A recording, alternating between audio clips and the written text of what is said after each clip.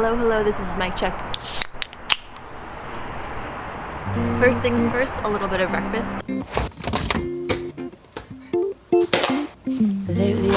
Today I have my normal whole wheat bread and mixed nut butter, chicken and cucumber pickles, and some sparkling water. Breakfast.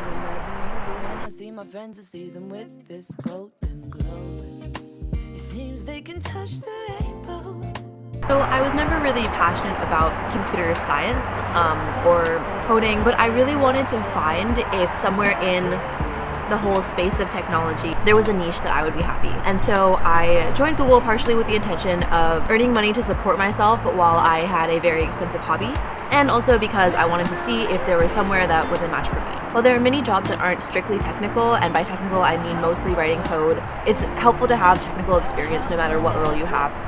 And so I started as a software engineer. I figured I would try it for a couple years, see if I liked strictly being a software engineer, see if I found another pathway that better suited me, and if not, make some other plans.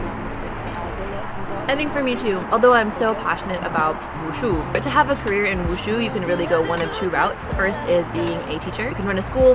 The second is going into film, TV, commercial, and using your martial arts skill there. I wasn't particularly interested in either option. Plus my skill level, let's be honest, is not where it would need to be for people to pay money for my skill. So I figured I need to take a job, may as well hit the big money, become a software engineer, and see how that goes. I knew from the outset that software engineering was a relatively flexible career, especially when you're just an individual contributor who's not in charge of leading a team or, guiding a large project. You can do your work whenever you have time to, though there are of course meetings and there are deadlines and there are social expectations among a team to be available at certain times. For the most part, you can work when you want to work. And I knew that about software engineering, and so that was one of my motivating factors to pursue this career path. Alright, so I'm just about done with my breakfast here, all eaten up, and I think I'm going to go to my next day off activity, which is to go sit at a park and write a letter to one of my high school best friends. I recently moved here to Dublin, California, which if you're familiar with the Bay Area at all, you know there are a lot of exciting places that one can live. Dublin is not one of them. I'm here purely on the account that there's a martial arts school nearby that I am very interested in training at, and was driving out an hour and a half each way each time. Got sick of it, so I finally moved out. And yeah, there's not a lot here. You'll always see that type of big, chunky, brown, crusty hill. The piece in Settlers of Catan that's like the wheat or ore or whatever. Wheat, not ore. Like other times when I've been out and about at this hour, it's been scorching hot, as in like the sun, it's, a million bajillion miles away, and it feels like it's like this close right up to your face. But today is actually pretty nice. So note to self, next time I come to this park, maybe bring some like wet ones to wipe at the table. As you can see, could be better, could be worse. Well, my high school best friend, her name is Shawnee, or Sean, I think she goes by now. Sending letters between us has been an activity that we've done probably since as long as we've known each other, maybe 10 years now. So correspondence with her is something that's always somewhere on my to-do list. I usually never get to it until I get some time off from work. But it's kind of perfect because when I get to have that time off, I get to do something that really centers me, helps me feel a sense of connection with people in my life, and hopefully makes her happy to see as well, to hear from me. I know I'm happy to hear from her. So Shawnee, if you're seeing this, finish writing your letter to me and send it. I can't wait.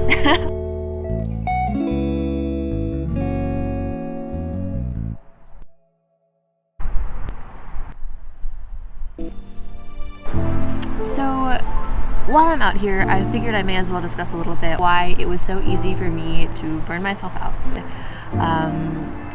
First reason, social expectation. And I don't mean at all that it was like my boss or my boss's boss coming to me and saying, Rebecca, you have to do these things, you have to deliver X, Y, and Z by a certain date. It was not that at all. It was kind of the opposite, which for me is so much more tempting and so much more dangerous, which is not to say that someone came to me and said, Rebecca, we need this from you right away. It was, hey Rebecca, do you have a second to help me with something? I could really use your expertise. Or like, hey Rebecca, do you have any extra bandwidth? I have something that you might find really interesting.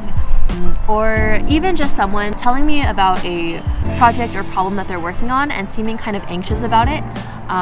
That would really start my gears turning in my head, thinking like, how can I solve this? How can I, put things together to solve this person's problem beyond other people's expectations of me? I think another way that social obligation played a hand in me overworking myself is also just like being on a team with really smart and motivated and nice people is kind of like, you've seen like those boats and like everybody sits in them and they all row together in sync, and I felt like I was on like this high performing team where everyone was working very hard, and I didn't want to be that person who just kind of like would sit in the boat as everyone else was like working their ass off.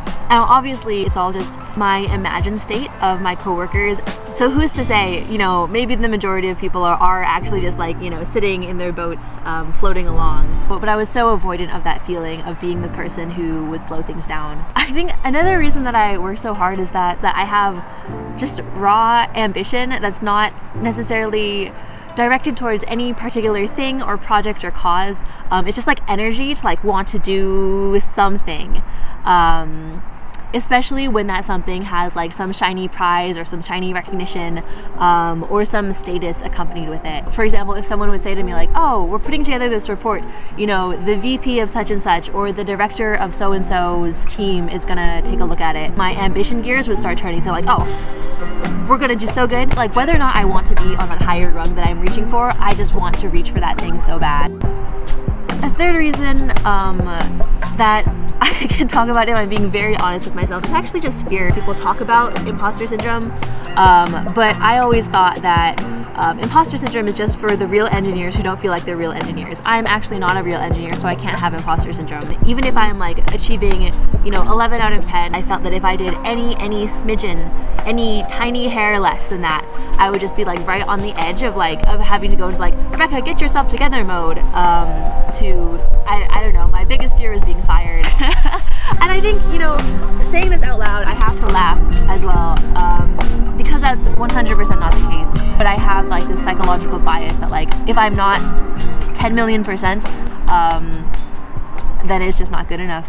I took a vacation a couple weeks ago with my boyfriend to New York City, and we had just landed. It was like 1 in the morning. We were taking a taxi into the city. Just as we were getting to a point where we were driving and we could see the whole city skyline, I got a ping from a coworker. It was, you know, a many hours stale ping that had just arrived on my phone, and I immediately looked at it and I immediately started writing multi-paragraphs replies. On my first night on vacation with my boyfriend to this beautiful city with this beautiful view in front of me at 1 in the morning.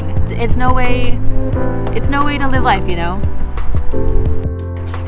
All right, letter has been written and will be sent off in the mail later this afternoon. Oh, it's hot in here. So hot. So right now I am on the way to the dentist's office. As you might have guessed by the general content of this video, I'm considering leaving my job. Thanks, Google. I'm considering leaving my job, and one thing that you have to do before you leave your job is make sure that you're getting the most out of all of your benefits. So here I go to the dentist office. There it is. There is my new dentist place. Because I just moved to town, I've never been here before. We'll see how.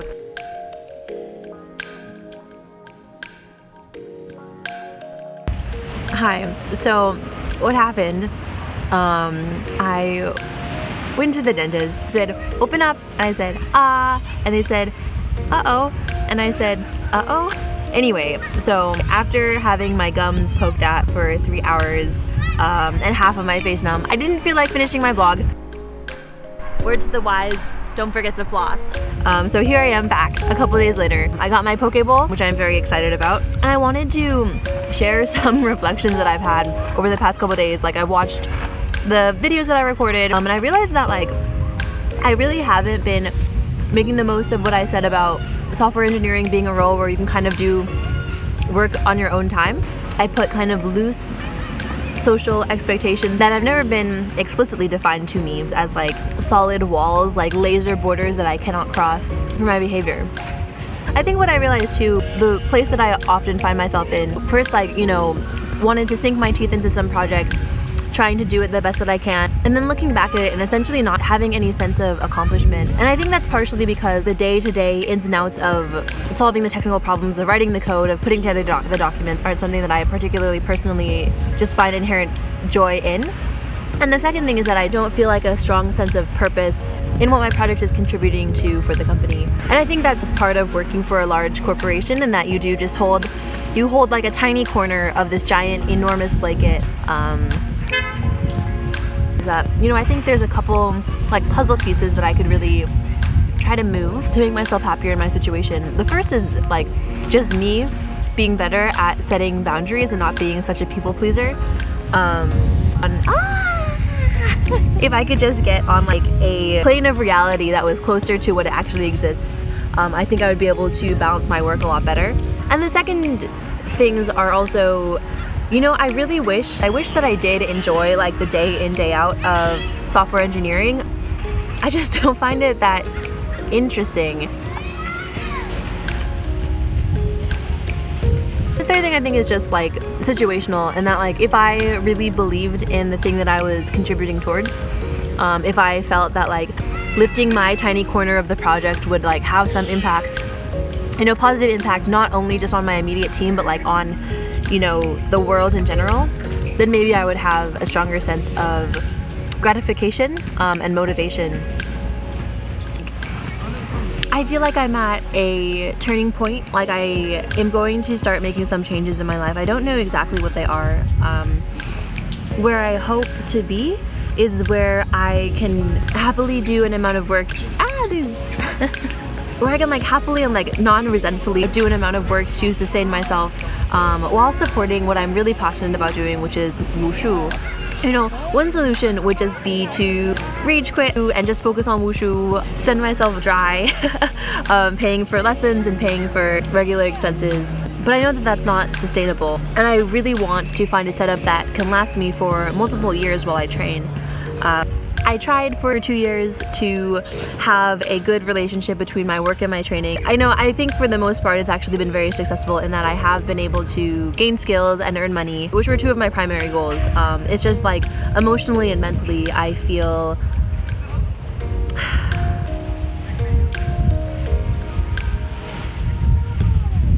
and I'm looking for some setup with a better balance. So if you've ever been at like a part in your career where you've wanted to do something similar or have thoughts or suggestions, I'm all open. Leave me a comment. You can also like and subscribe if you're interested in more videos and seeing what I do. Like and subscribe for more videos.